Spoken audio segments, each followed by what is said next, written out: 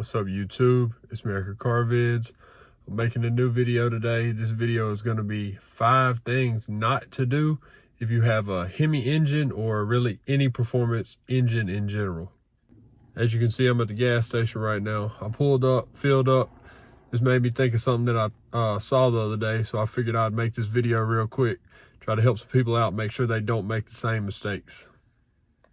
So I was scrolling down TikTok the other day, saw this dude, he just got a Scat Pack. He said he was filling up for the first time and he's not looking forward to paying the gas prices or whatever. He turned around and showed the screen and he put 87 in it. I was like, no way, he's got to be messing around. He wasn't messing around. And I've been seeing a couple more people on social media putting 87 in, you know, Scats, RTs. I saw some dude say he filled up 87 in a Hellcat every time. I just can't believe people are doing these things. You know, you always hear about the Hemi tick and, you know, you don't want the Hemi tick, the dreaded Hemi tick. And you're like, how? Like, what is going on with it? Now I see. People are putting 87 in them. They're treating them like, you know, treating them like crap. 87, not changing the oil on time, beating them. And then you wonder why things are going wrong. You ticking up front and all type of other problems. So tip number 1 is, if you get a Hemi car, any performance car in general, do not put 87 in it. Don't put 89 in it. If you have 93 where you live, put in 93. If you don't, put in 91. I can't believe this even needs to be said, but here we are. So I'm making sure you guys don't make these same mistakes if you're looking into any kind of car, any kind of performance car in the future. While I'm on that point, if you can't afford the premium gas, then you probably can't afford the car in general. So tip number 1, don't put low-grade fuel. Now on to tip number 2, make sure you're doing your oil changes on time and make sure you're doing full synthetic every time.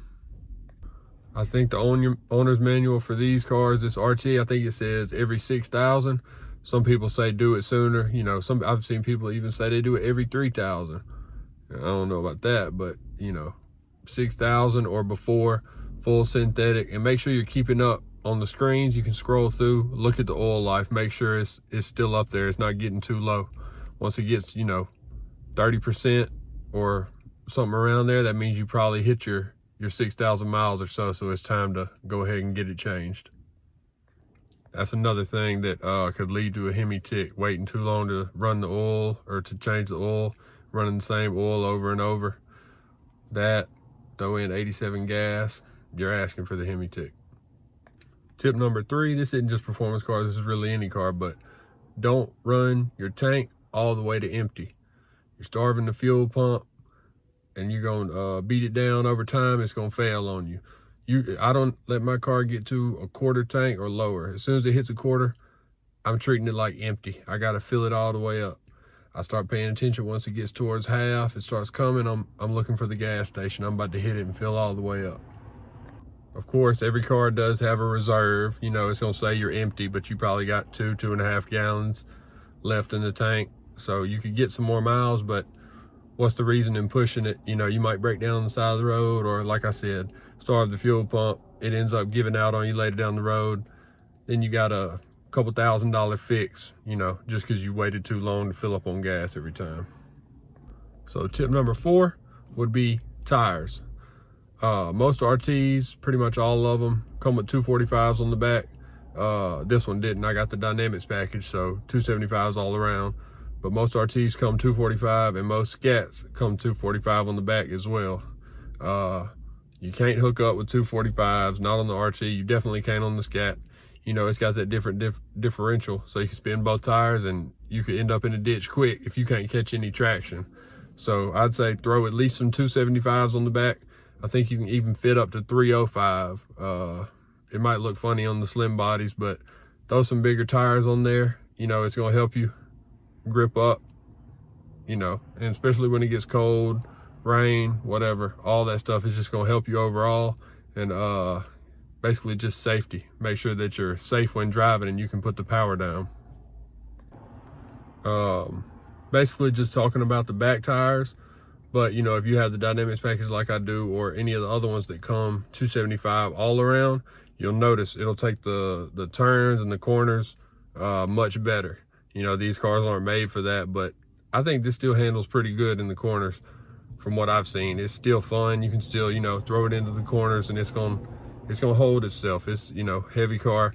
If you go 275s all around, upgrade the tires, you'll definitely see a difference in that aspect as well. Last tip number 5, when you start the car, when you get in it, you know, it's a cold start, first time starting it for the day, let it warm up. At least let the RPMs drop below 1,000. Let everything warm up for a minute before you start rolling, you know. You start rolling, don't hammer the gas, don't floor it, give it a minute. You know, you can look at your trans temp on the screen. You can scroll through, look at your trans temp. That's what I always do. Usually takes about, you know, on a average temperature day, today's 50 something degrees and sunny. Take about, you know, 18-20 minutes of driving for the trans temp to get all the way up to temperature where you can floor it. You know, I see people all the time in videos, they cold start it, they get right out the driveway, right down the road, it's already to the floor. Like, come on. Do you hop out of the bed in the morning and you're ready to go run a marathon? No. You got to give the car some time to warm up. You got to treat it the right way if you want it to treat you the right way down the road.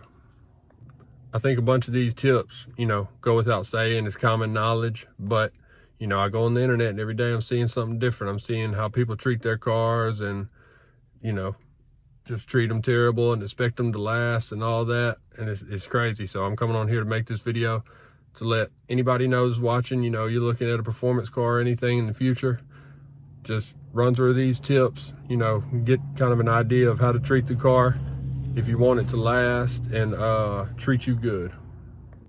Usually if a car is not up to temperature, you know, the engine's not up to temperature, the coolant or the transmission, you know, when you get down on it, you can tell the car is not liking that. It's not sounding the same, it's not acting the same and all that.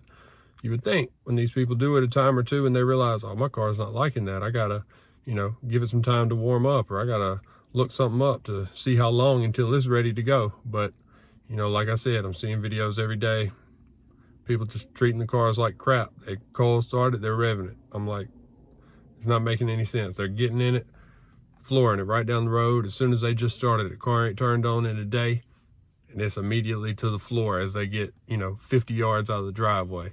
And it makes me cringe. I'm like, I can't believe people are doing this stuff. And then they're putting it on the internet. You know, I don't know if it's to be cool or what, but it's crazy. I hope you guys are not doing any of these. And if you are, now you know not to if you want your car to last. On the way home from making that video, we got a wild Hellcat. See if they want to get on it. Give it some juice.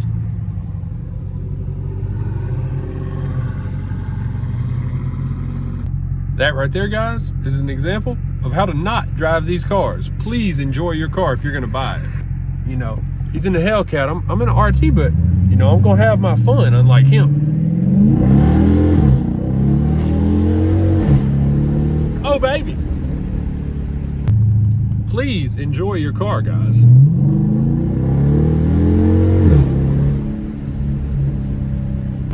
That second to third shift, it's gonna be crispy every time. Let's hear. Oh yeah. I think that's about it for me on this one. If you don't really understand any of the points, you know, or you have any questions, concerns, or anything, drop them in the comments. I make sure to reply to all comments on all my videos. So if you need anything, got any questions, put it in the comments. You know, I'm gonna get back to you. But on the other hand, I appreciate you guys for watching.